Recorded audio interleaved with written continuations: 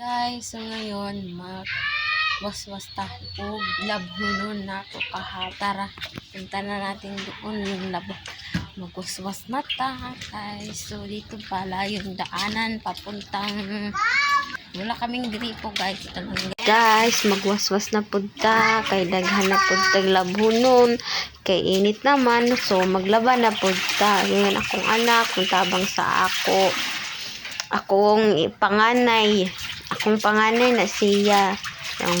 Gusto rin niya mo tabang sa ako. Maglaba-laba. Magina siya daan.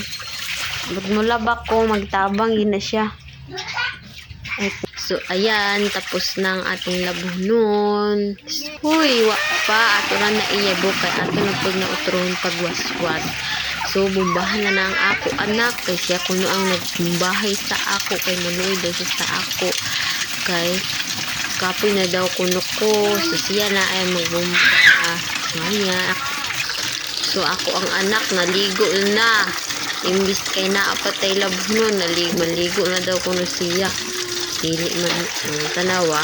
Di makasabot. O, naligo na siya. Kay di na daw siya makaangot. Kay kaliguon na siya.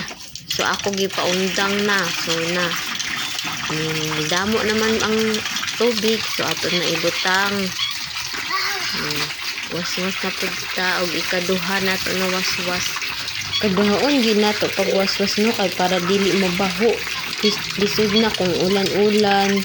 Kung ulan-ulan, jud na mabaho. Ginatong labunon pag dili gitarong pag waswas.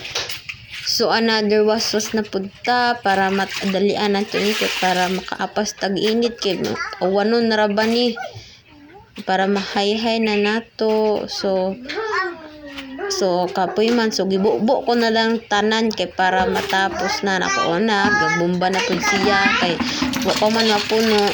So kana nagwaswas na ta para mahumantaan ni para maligo ako anak di gid makahuwat kay gusto na gid niya maligo.